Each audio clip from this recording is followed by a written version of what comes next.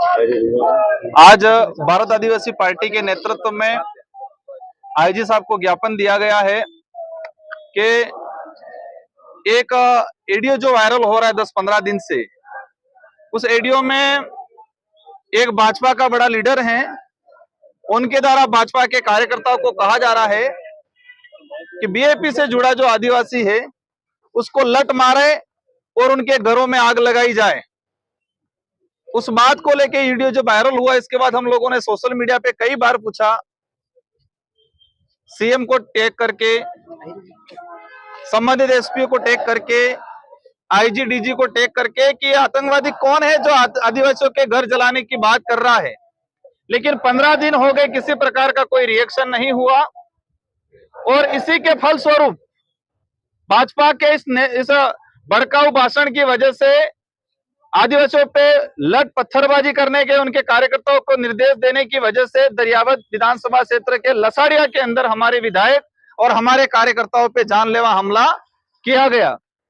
अगर उसका पहले ही पता चल जाता और उस पर कार्रवाई कर लेते तो हो सकता है ये घटना नहीं होती। तो हमारी सबसे बड़ी मांग यही है कि भाजपा इस इलाके के अंदर जिस तरह से तानाशाही रवैया अपना के आपस में लड़ाने का काम कर रही है अपने राजनीतिक स्वार्थ के लिए, और सोशल मीडिया पे हमने जो वायरल किया, इसके बाद अधिकतर लोगों का ये कहना है कि ये आवाज मन्नालाल रावत जो सांसद है यहाँ की, उनकी है।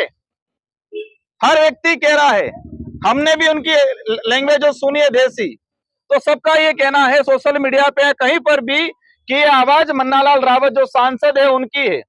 एक सांसद होते हुए अगर ये आवाज उनकी है तो एक सांसद होते हुए इस तरह की घटिया सोच रखने वाला व्यक्ति आतंकवादी से भी घातक व्यक्ति है। तो हम प्रशासन से अनुरोध किया गया है, आईजी साहब से मुलाकात की है कि इसमें मुकदमा दर्ज करे और मुकदमा दर्ज करके कानूनी कार्रवाई करे, क्योंकि जो व्यक्ति आदिवासियों का समाज का सर्टिफिकेट लगा के सांसद बना है और वही आदिवासियों का घर उजाड़ने का, घर जलाने की बात कर रहा है, तो इससे बड़ा दुर्भाग्य कोई और नहीं हो सकता है। पिछले हम महीने भर से देख रहे हैं भाजपा के नेता जिस तरह से अलग अलग कार्यक्रम करके यहाँ पर डिलिस्टिंग को लेके, धर्म को लेके, हमारे पे अनर्गल बयान को लेके जो माहौल बना रहे हैं, सच्चाई है कि उनके पास कोई सहारा नहीं है। वो विकास की बात को लेके आए थे, धर्म के बात पे आके अटक गए हैं। वर्तमान में आदिवासी इलाके के अंदर बेरोजगारी बढ़ रही है, रोजगार की बात नहीं कर रही है डबल इंजन की सरकार। यहाँ पर स्कूलों की हालत खराब है, टीचर नहीं है, टीचर है तो कमरे नहीं है, कमरे है तो टीचर नहीं है, ये स्थिति बनी हुई है। आज बाबूलाल जी खराड़ी टीएडी मंत्री हैं, आदिवासियों के कल्याण के लिए बना हुआ डिपार्टमेंट है, लेकिन उस डिपार्टमेंट में क्या हो रहा है उनको कोई नहीं पता। उनको धर्म और राजनीतिक पार्टी का जो चश्मा लगाया वो चश्मा उतर नहीं रहा है।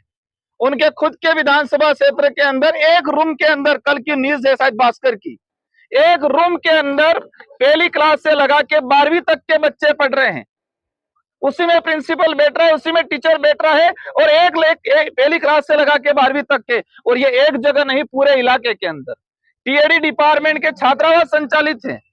वहां पर आदिवासियों का भविष्य तैयार हो रहा है, छोटे बच्चे पढ़ रहे हैं। लेकिन जब से ये सरकार बनी है वो छात्रावास भ्रष्टाचार के हड्डे बन गए हैं। आदिवासी गरीब बच्चों को छात्रावास में पढ़ाने की सुविधा गवर्नमेंट का नॉर्म से है, लेकिन जब से ये सरकार बाबूलाल जी टीएडी मंत्री बने हैं, हॉस्टलों की अव्यवस्था बिल्कुल खत्म हो गई है, एक ठेके पे चला रहे हैं। जो पोषाहार वितरण हो रहा है, ऐसी अनेक बातें हैं। भाजपा के लोगों को हमने कहा है, आप डबल इंजन की सरकार की बात कर रहे हैं, हमें शिक्षा की जरूरत है, रोजगार की जरूरत है, अच्छे स्वास्थ्य की जरूरत है, और संवैधानिक जो प्रावधान है उसको धरातल पर लागू कराने की जरूरत है। लेकिन ये लोग जब से सत्ता में आए हैं और विशेषकर आदिवासी बाहुल्य क्षेत्र में शिक्षा को लेके, संवैधानिक अधिकार को लेके, चिकित्सा को लेके बात नहीं कर रहे हैं। ये लोग सिर्फ धर्म को लेके बात कर रहे हैं। धर्म के आधार पे सारे मुद्दों को खत्म करने, दबाने का जो अभियान चला रही भाजपा। अब युवा समझदार हो गया इस इलाके का, अब धर्म के नशे में नहीं आने वाला है। इसलिए आज ये सांकेतिक धरना था, सांकेतिक कार्यक्रम था हमारा कि जो आतंकवादी कौन है, जो आतंकवादी आदिवासियों के घर जलाने की बात कर रहा है, उसको गिरफ्तार करे। अगर नहीं करते हैं, 10 दिन का हमने अल्टीमेटम दिया है, 10 दिन बाद पूरा उदयपुर संभाग, बांसवाड़ा संभाग कि सड़कों पे आदिवासी समुदाय आएगा और न्याय की बात करेगा और उस आतंकवादी को गिरफ्तार करने की बात की जाएगी। ये गठबंधन का जो इशू है, वो शानदार इशू याद दिला दिया आपने। उसको लेके सब चाहते हैं, जिज्ञासा प्रवृत्ति अंदर है सबके, क्या हो रहा है क्या हो रहा है। भाजपा के प्रदेश प्रभारी आए थे राधा मोहन जी।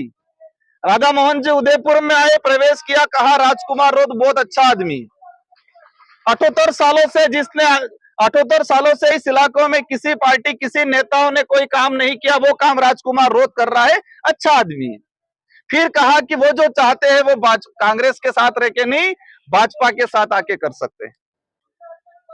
उनकी जो अंदर की भावना थी, जो सच्चाई थी, वो सच्चाई को प्रदेश प्रभारी ने बयां किया और भाजपा के नेताओं ने बंद कमरे में उनको वोट डांटा कि हमारा राजनीतिक कैरियर खत्म कर रहे हो आप, हमारी पोल खोल दी, यूं करके उनको वोट डांटा। मैंने उनको धन्यवाद दिया कि आपने सच्चाई को स्वीकार किया।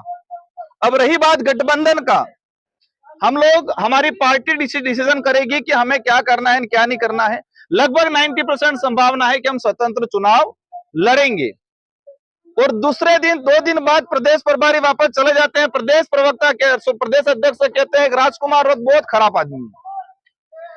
2 दिन पहले भाजपा के प्रदेश प्रभारी को राजकुमार अच्छा लगता है, 2 दिन बाद प्रदेश अध्यक्ष को राजकुमार खराब लगता है। मैंने एक ही कहा है, जो हम चाहते हैं वो काम आप कर लो। इस इलाके में एजुकेशन की जरूरत है, इस इलाके में बेरोजगारी जो बढ़ रही है, रोजगार की जरूरत है। इस इलाके में गरीब आदिवासी जो जंगलों में रह रहा है उसको प्राथमिक चिकित्सा सुविधा की जरूरत है, लेकिन इस पे ये काम नहीं कर रहे हैं। समझ चुकी है जनता। और आज अगर उपचुनाव हो जाते हैं तो राजस्थान के अंदर 20 सीटें भी नहीं आएगी, ये सच्चाई है। और उसके जिम्मेदार कोई और नहीं है, वर्तमान सरकार जो बनी है वो ही है, क्योंकि वो समझ नहीं पाए हैं।